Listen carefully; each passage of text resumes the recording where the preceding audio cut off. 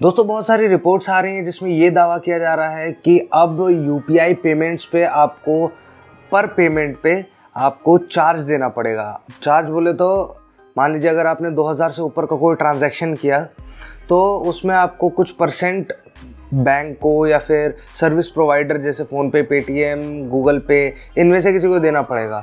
तो उस चीज़ को क्लैरिफाई करने के लिए ये वीडियो मैं बना रहा हूँ और आप लोग को बताऊँगा कि किनको देना पड़ेगा, किनको नहीं देना पड़ेगा, इसमें कितनी सच्चाई है, कितना झूठ है इस इन्फॉर्मेशन में, उसके बारे में पूरी इस वीडियो में उसके बारे में बात करेंगे। आई होप आप लोगों को वीडियो पसंद आएगा। दोस्तों वीडियो अगर आपको इन्फॉर्मेटिव लगे तो वीडियो को लाइक कर दीजिएगा, दोस्तों तक शेयर कर दीजिएगा, जिनको भी ज़रूरत हो। आजकल तो सभी यूपीआई यूज़ करते हैं तो मेरे ख्याल से सभी को भेजना ठीक रहेगा। तो without any further delay let's start the video. दोस्तों ये सारे र्यूमर्स बहुत ज़्यादा फैल रहे थे तो उसी बीच में एनपीसीआई ने एक प्रेस कॉन्फ्रेंस करके इन सारी चीज़ों को क्लियर किया है। तो मैं आपको बताता हूँ कि हम लोग 4 सवालों को इस वीडियो में देखने वाले हैं। वो चार भी नहीं बल्कि 5 सवालों को इस वीडियो में देखने वाले हैं। तो 5 सवाल कौन से हैं? पहला तो ये है कि what is interchange fees and who will have to pay. Interchange fees क्या होती है और किसको पे करना पड़ेगा, ठीक है। दूसरा सवाल हम ये देखेंगे कि do you have to pay money if you are paying money to do you have to pay any fees if you are paying money to your friends, families etcetera, ठीक है। अगर आप अपने दोस्तों को पैसा ऐसा दे रहे हो तो क्या आपको तब भी इंटरचार्ज फीस या फिर ट्रांजैक्शन फीस देनी पड़ेगी? ये वाली चीज़ भी हम देखेंगे इस वीडियो में।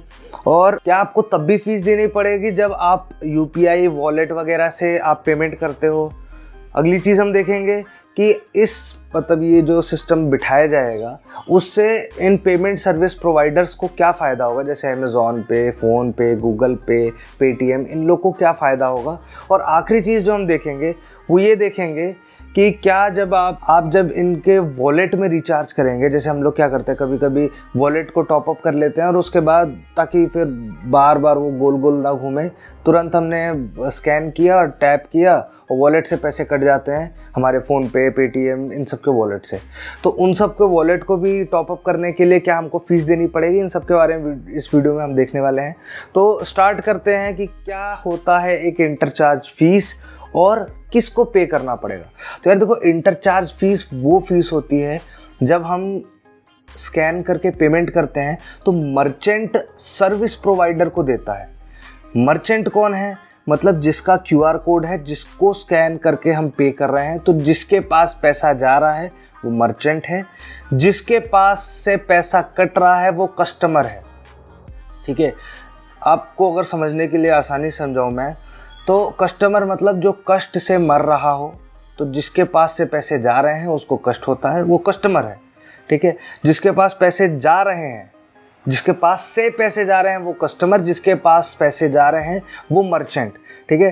तो जब भी आप स्कैन करके पेमेंट करते हो तो मर्चेंट सर्विस प्रोवाइडर यानी कि फ़ोन पे, पेटीएम, जिसका भी क्यूआर कोड लगा है, जिसको आप स्कैन कर रहे हो, फॉर एग्जांपल अगर गूगल पे का क्यूआर कोड लगा और उसको आपने स्कैन किया तो वो जो मर्चेंट है, जो दुकानदार है, वो गूगल पे वालों को जितना भी उसका कमीशन होता है, इंटरचार्ज फीस होती है, वो उसको देगा। हमको जो कि पेमेंट कर रहे हैं उनको पैसा नहीं देना है, किसी भी केस में नहीं देना है। पैसा किसको देना है? वो उनको देना है। लेकिन अभी भी कुछ पेच हैं, अभी ऐसा इसको फाइनल मत मानिएगा, अभी आगे वीडियो में मैं बताने वाला हूँ, ठीक है। तो इसमें हमको पैसा नहीं देना है। इस केस में जो मर्चेंट है वो सर्विस प्रोवाइडर को पैसा देगा। अगली चीज़ कि जब भी हम अपने दोस्तों, फैमिली मेम्बर्स या फिर ऐसे अपने मान लो वॉलेट रिचार्ज कर रहे हैं तो इसमें अगर हम करते हैं तो क्या हमको पैसा देना पड़ेगा? तो उस केस पे भी मैं आपको बता दूं कि पीयर टू पीयर या फिर पीयर टू पीयर मर्चेंट में आपको कोई भी चार्ज नहीं देना है।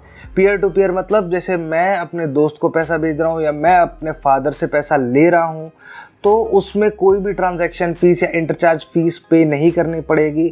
मैं अगर अपने वॉलेट को रिचार्ज करता हूँ, फॉर एग्जांपल मैं अगर अपने पेटीएम वॉलेट को रिचार्ज करता हूँ तो भी मुझे कोई ट्रांजैक्शन फीस नहीं देनी पड़ेगी, ठीक है। ये बहुत इंपॉर्टेंट पॉइंट है, इसको ध्यान से समझिएगा। मुझे कोई भी चार्ज देना नहीं पड़ेगा, सर्विस प्रोवाइडर को चार्ज देना पड़ेगा, वो भी मैं आगे आपको वीडियो में बताने वाला हूँ, लेकिन मुझे इस केस में भी चार्ज नहीं देना पड़ेगा अगर मैं अपने दोस्त को पेमेंट करता हूँ, मैं अपने फादर से पेमेंट लेता हूँ, या फिर मैं अपने वॉलेट को रिचार्ज करता हूँ, तो मुझे कोई पेमेंट देना नहीं पड़ेगा। अगली चीज़ के बारे में बात करते हैं, तो फिर किसको चार्ज देना पड़ेगा। जैसे कि मैंने पहले पॉइंट में बताया था कि जो भी चार्जेस देने पड़ेंगे वो मर्चेंट को देने पड़ेंगे, मतलब दुकानदार को देने पड़ेंगे। अब उसमें भी 3 कैटेगरी बांट दी है इन लोगों ने। पहला है स्मॉल शॉपकीपर्स, मतलब छोटे दुकानदार, उनको भी नहीं देना पड़ेगा। वो कैसे आइडेंटिफाई होगा? अगर आपका जो मंथली ट्रांजैक्शन का वो है ना, इनवर्ड जो पैसा आता है वो 50,000 से कम है, तो आपको वो कंसीडर करेंगे एज अ स्मॉल बिजनेस में। तो आपको कोई भी ट्रांजैक्शन फ़ीस, इंटरचार्ज फ़ीस नहीं देनी पड़ेगी, वो आपका चल जाएगा उसमें। लेकिन अगर आपका उससे ज़्यादा है तो आपको 2,000 पर 2,000 ट्रांजैक्शन के ऊपर, मतलब 2,000 रुपये का अगर कोई ट्रांजैक्शन या उसके ऊपर कर रहा है, तो अगर आप मीडियम स्केल बिजनेस वाले हो तो आपका कुछ एक स्लैब फिक्स किया गया है, और अगर आप मतलब हाई वैल्यूड बिजनेस वाले हो तो आपका एक स्लैब फिक्स किया गया है। लेकिन स्मॉल मर्चेंट्स को और जो हम जैसे लोग हैं जिनको सिर्फ यूज़ करना है, जो सामान वामान खरीद रहे हैं, उनको कोई भी ऐसा पैसा देने की ज़रूरत नहीं पड़ेगी। अब बात करते हैं कि इन सर्विस प्रोवाइडर्स मतलब कौन?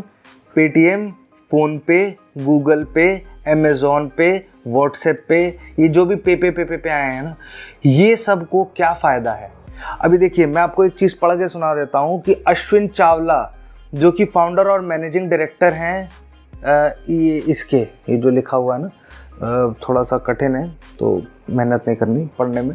उन्होंने क्या कहा है, जो ये डिसीज़न लिया गया है ये बहुत ज़रूरी था रेवेन्यू के पॉइंट ऑफ व्यू से, क्योंकि रेवेन्यू के लिए बात करेंगे तो पहले जो भी ट्रांजैक्शन फ़ीस हुआ करती थी वो बहुत मिनिमल थी।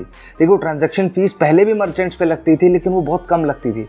अभी जब इन्होंने रिवाइज़ कर दिया है कि 2,000 के ऊपर 1.1% ट्रांजैक्शन फ़ीस लगेगी, कुछ केसेस में 0.5% लगेगी ट्रांजैक्शन फ़ीस, तो उससे क्या है कि जो ये सर्विस प्रोवाइडर्स हैं इनको बहुत फ़ायदा हो जाएगा, इनके लिए थोड़ा रेवेन्यू मॉडल चेंज हो जाएगा, इनको थोड़ा पैसे बनने चालू हो जाएंगे। अभी तक क्या था कि इनका जो ट्रांजैक्शन फ़ीस थी ये लो थी, तो इनको बहुत ज़्यादा प्रॉफिटेबिलिटी नहीं दिखती थी इसमें। आखिरी चीज़ के बारे में बात करने वाले हैं, जो कि है कि अगर आप अपना वॉलेट रिचार्ज करते हो तो किसको पे करना पड़ेगा, मतलब कौन पैसा देगा। अब मैं आपको एक चीज़ समझाता हूँ दोस्तों। आपके बैंक में पैसा रखा हुआ है, ठीक है, अभी आपके बैंक से आप अपने वॉलेट में पैसा रखने वाले हो, तो बैंक से आपने वॉलेट में फ़ंड ट्रांसफ़र किया है, पेमेंट ट्रांसफ़र की है, अब वॉलेट में पैसा है, वॉलेट से आप पे करोगे, तो आपको ना बैंक को देना है ना सर्विस प्रोवाइडर को देना है, यानी कि फ़ोन पे, पेटीएम जो भी है, यूपीआई जो जिससे भी आप पे करते हो उसको देना है। आपको किसी को नहीं देना है। देना किसको है? सर्विस प्रोवाइडर देगा बैंक को, ये एनपीसीआई ने बोला है, अभी उन्होंने एक्सेप्ट नहीं किया है। सर्विस प्रोवाइडर हर एक ट्रांजैक्शन पे जो 2,000 से ऊपर है उस पे 0.15% आपका पेमेंट देगा अपने बैंक को, मतलब आपके बैंक को जिससे उसने पैसा इसमें ट्रांसफ़र हुआ है। क्यों? मेरी छोटी समझ में ये है कि देखो, जब तक बैंक में आपका पैसा था तो बैंक आपको इंटरेस्ट भी दे रही थी और बैंक का भी यूज़ होता था। जैसे हमने सुना है कि हम बैंक में जो पैसा रखते हैं वो मार्केट में रोटेट होता है ना, शेयर मार्केट वगैरह में रोटेट होता है, ऐसा सुना है हमने। डीप डाउन इनसाइड हमको सबको नहीं पता है क्या होता है, अब जो ऊपर लेवल पे जिन्होंने बहुत रिसर्च करी होगी उनको पता होगा।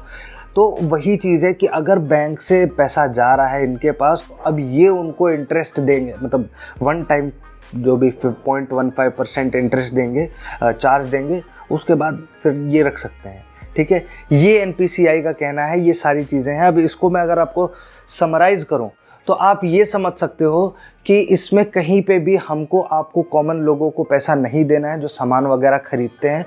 इसे पैसा किसको देना है? मर्चेंट को देना है। मर्चेंट मतलब दुकानदार। दुकानदार में भी 3 कैटेगरीज हैं, छोटा दुकानदार, मीडियम साइज़ का दुकानदार, बड़ा दुकानदार। छोटे दुकानदार जिसका 50,000 से कम का इनवर्ड है, मतलब उसका जो ट्रांजैक्शंस है, जो उनके पास पैसा आता है वो महीने में 50,000 से ज़्यादा का यूपीआई ट्रांजैक्शन नहीं होता है, तो उसको नहीं देना है। लेकिन 50,000 से ऊपर वाला यानी मीडियम साइज़ वाला, और उसके बाद भी अगले स्लैब वाला यानी कि हाई पेइंग वाला, उनको पैसा देना है। तो उनको किस तरीके से देना है वो अभी डिसाइड होगा। 0.5% पर 2000 रुपीज़ के ऊपर के ट्रांजैक्शन में देना पड़ेगा। और अगली चीज़ 1.1% ट्रांजैक्शन के ऊपर में देना पड़ेगा। ठीक है, तो यही था इस वीडियो में। आई होप आप लोग को मेरी छोटी सी जानकारी समझ में आई होगी। मैंने इकट्ठा करके ढूंढ ढांड के इधर उधर से रिसर्च करके आप लोगों के लिए वीडियो बनाया है। तो अगर आप लोग को वीडियो पसंद आता है तो please do like this video, share it with your family friends and मिलते हैं अगले वीडियो में। तब तक के लिए नमस्कार, जय हिंद।